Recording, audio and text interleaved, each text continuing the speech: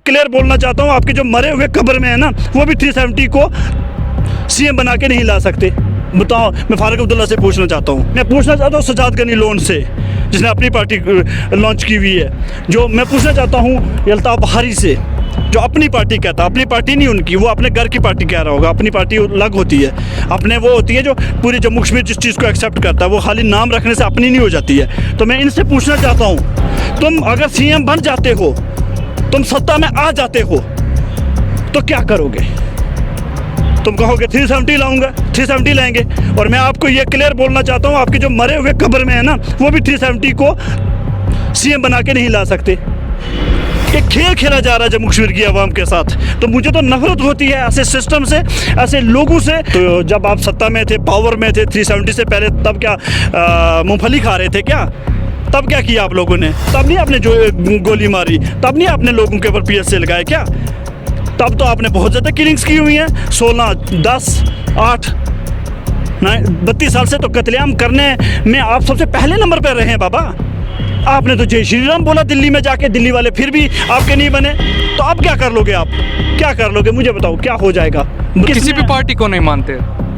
Party नहीं, ये company है। कंपनियों को क्यों मानूंगा मैं? पॉलिटिकल पार्टी है। खुद क्यों नहीं इलेक्शन में हिस्सा लेंगे? आवाम आएगी मैदान में, आ जाए वहाँ मैदान में, यूथ आ जाए, नौजवान। वकार एजबटी इलेक्शन लड़ेंगे। मैं कह रहा हूँ, जिस दिन 100% आवाम आएगी रोड पे, मैं भी आ जाऊंगा उनके साथ। मैं अकेले बच के क्या करूंगा? मूंगफली खाऊंगा? क्या वकार एजबटी को डर लगता है इलेक्शन हारने से? सर, हार जीत अल्लाह के पास होती है, इज्जत जिल्लत अल्लाह देता है। मतलब लड़ेंगे आप इलेक्शन? मैंने बोला आवाम क्या चाह रही है ना। आवाम ये नहीं कि मेरे दोस्त 10, 20, 100, 200, उनसे मैं डिसीजन नहीं लेने वाला। पूरे जम्मू कश्मीर का एक एक नौजवान। अस्सलाम वालेकुम नाज़रीन, आप देख रहे हैं ENN न्यूज़ और मैं जामिन पीरज़ादा। मेरे साथ इस वक्त मौजूद है सोशो पॉलिटिकल एक्टिविस्ट वकार एजबटी।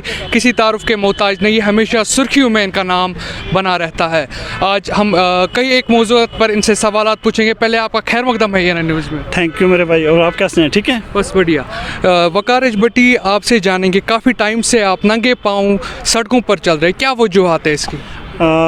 काफ़ी टाइम बता भी चुका हूँ, और चलो आपने पूछा तो बता रहा हूँ, बट मैं बताना नहीं चाहता था। ये इसलिए कि जो हमारे बच्चे जो जेलों में हैं, जो अलमदीन जेलों में हैं, और जो पॉलिटिकल जो लोग जेलों में हैं, उनको जो बंद रखा है, गैर आइनी, गैर कानूनी उनको रखा है, और उनकी सुनी नहीं जाती है। तो उन चीज़ों के लिए मैंने इशूज़ उतारे थे जब मैं खुद जेल में था 2020 में, और तब से मैं एक प्रोटेस्ट पे हूँ, और नंगे पाँव चलता हूँ, और कोशिश करता हूँ कि हमारी फ़रियाद को सुना जाए। और मैं अल्लाह से दुआ करता हूँ कि अल्लाह मेरी इस फ़रियाद को सुने, और उन लोगों तक एक रहम आए, जो मेरे बच्चे हैं, जो मेरे बुज़ुर्ग हैं, जो ख़ासकर गरीब तबके से हैं साउथ के, और जिनके घर वाले भी सफ़र कर रहे हैं, वो बच्चे जेलों में सफ़र कर रहे हैं। उनके लिए एक पॉलिसी बनाएं, जो PSA UAPA में आपने अंदर रखे हुए हैं। आपने 370 के टाइम जिनकी वजह से आपने 370 35A ख़त्म किया था, कि हम ख़त्म इसलिए कर रहे हैं कि जो लोग हैं जिन्होंने कश्मीर को बर्बाद किया है, अब्दुल्ला मुफ्ती, उनकी वजह से हम इस 370 को ख़त्म करते हैं। लेकिन उनको तो आपने 5 स्टार जेल दी थी, उनको तो बड़ी हवेलियों में आपने रखा था, लेकिन फिर उनको 6 महीने में, 4 महीने में आपने रिलीज़ कर दिया। लेकिन उस बच्चे का क्या कसूर था, जो उसका वर्कर था या आम नौजवान था, जिसका कोई मकसद नहीं था इस पॉलिटिक्स में, न इस पॉलिटिक्स में इंटरेस्ट था, तो आपने उसको उठाया, जेल में रखा। लेकिन आज दिन तक वो बेचारा मुसीबत में है, परेशानियों में है, कोर्ट में उसके माँ बाप घूम रहे हैं। जूते कब लगाओगे? तो जूते उस दिन लगाऊंगा जिस दिन एक पॉलिसी बनेगी उन बच्चों को रिलीज़ करने के लिए, उन हमारे कैदियों के लिए एक नई पॉलिसी बनेगी, और साथ में UAPA PSA जैसे ये जो काले कानून हैं, ये भारत सरकार वापस लेगी। एक और सवाल आपसे रहेगा, क्योंकि आप डिबेट्स पर होते, क्योंकि डिबेट्स में इतना शोर होता है, आम आदमी को कुछ समझ नहीं आता है। तो वकार एजबटी का कश्मीर पे क्या स्टैंड है, क्या चाहते हैं आप? वकार एजबटी क्या चाहता है? जम्मू कश्मीर एक रियासत है, और एक रियासत के 5 टुकड़े हो चुके हैं। लद्दाख, उस पार कश्मीर जो पाकिस्तान के पास कश्मीर है, और गिलगित पाकिस्तान जो है, और उसके बाद चाइना के पास है। एक कश्मीर के अगर 5 टुकड़े हो जाएं, एक रियासत के अगर 5 टुकड़े हो जाएं, तो फिर सोचो कि हम क्या चाहते हैं, मेरा क्या चाहना है, मेरा क्या स्टैंड है। मेरा स्टैंड है, मेरा जम्मू कश्मीर एक हो जाए। मेरा जम्मू कश्मीर एक हो जाए, एक वजूद में आ जाए। जो 1947 से पहला जम्मू कश्मीर था, मैं उस जम्मू कश्मीर को देखना चाहता हूँ और उस जम्मू कश्मीर के लिए मैं अपनी लड़ाई आखिरी दम तक जारी रखूँगा।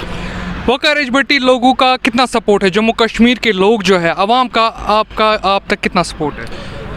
अवाम इंशाल्लाह सपोर्ट करती है। और इलेक्शन कब लड़ेंगे आप?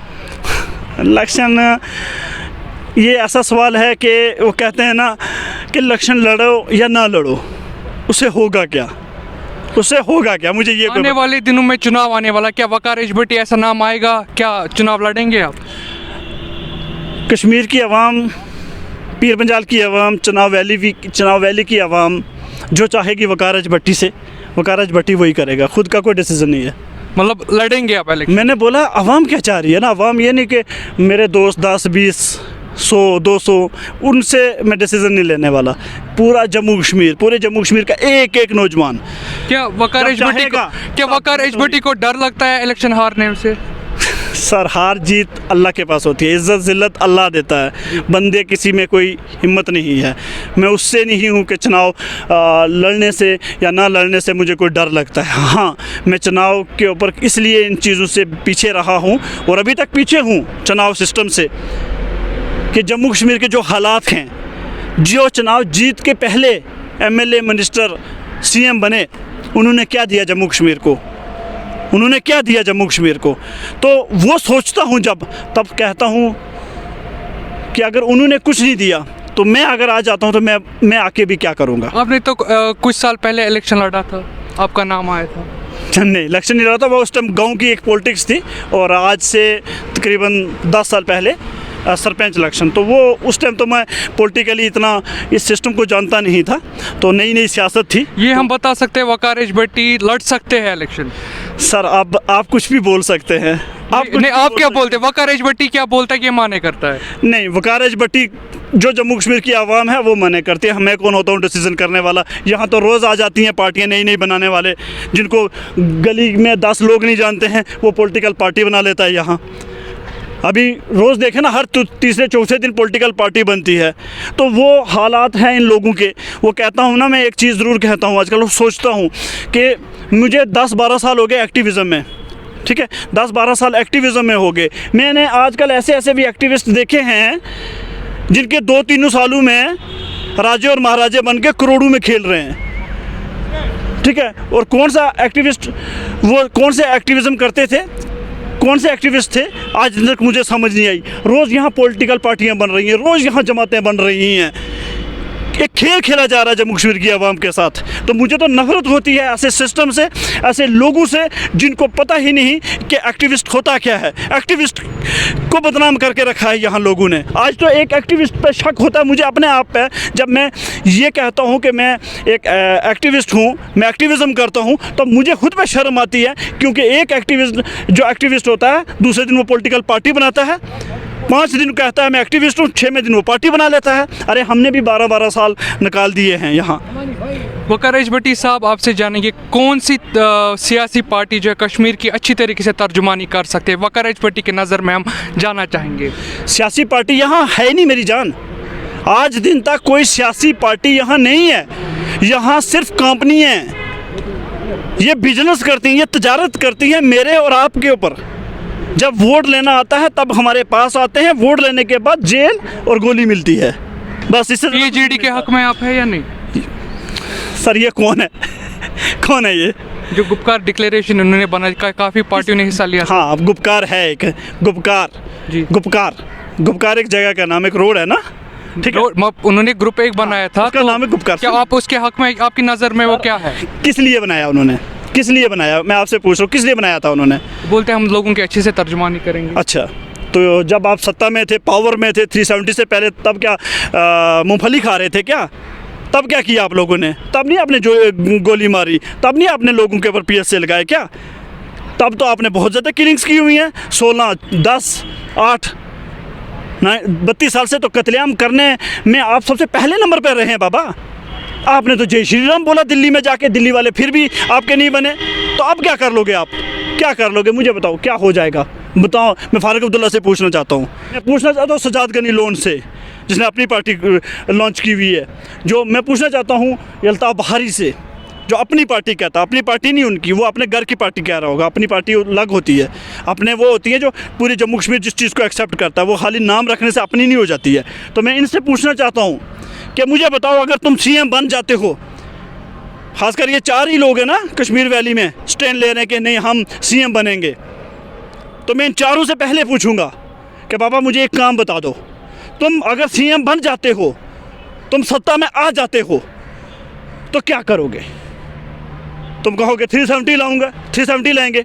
और मैं आपको ये क्लियर बोलना चाहता हूँ, आपके जो मरे हुए कब्र में है ना, वो भी 370 को CM बना के नहीं ला सकते। वकार भट्टी साहब, आपकी नज़र में CM कौन बनना चाहिए? कौन अच्छे से तर्जुमानी करेगा? क्या कहूँ इस चीज़ पे जो आपने कोई तो कोई CM बनेगा ना आने वाले दिनों में। CM एक ही थे, वो इस दुनिया में नहीं रहे, अल्लाह कसम, वो रैपर था, वो दुनिया में नहीं रहा। समझ गए होंगे मैं कहाँ बोल रहा हूँ। अब बताइए। और तो कोई है नहीं है। तो रही अब CM किसके लिए, तो सोचना पड़ता है। देखो, हम लोगों को सोचना पड़ता है कि जम्मू कश्मीर का CM कौन होना चाहिए, है ही नहीं कोई। किसी भी पार्टी को नहीं मानते?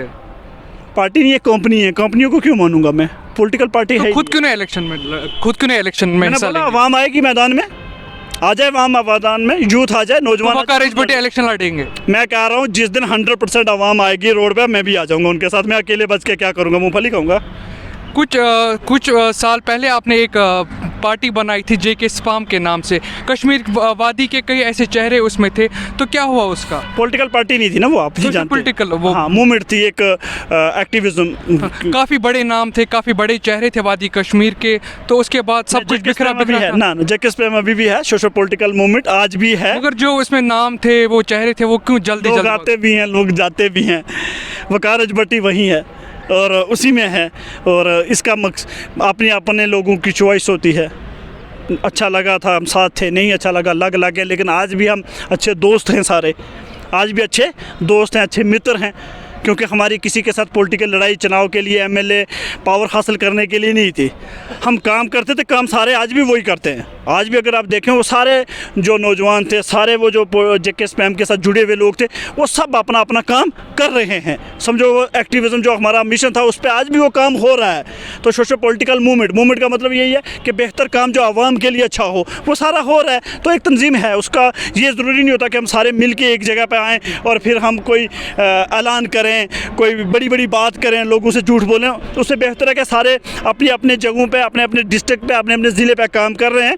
और JK स्पैम आज भी ग्राउंड पे है, आज भी ज़मीन पे है, और हम लोग आवाज़ उठा रहे हैं। और इसका मतलब ये है कि एक नॉन पॉलिटिकल संस्था है ये, और ये हमेशा नॉन पॉलिटिकल संस्था ही रहेगी। ये एक मूवमेंट है जम्मू कश्मीर के पॉलिटिकल एक्टिविस्ट जो हैं, उन सब की एक मूवमेंट है जम्मू कश्मीर को बेहतर बनाने के लिए। जी, वकार भट्टी साहब, आपका बहुत बहुत शुक्रिया, आपने अपना कीमती time. Thank you so much.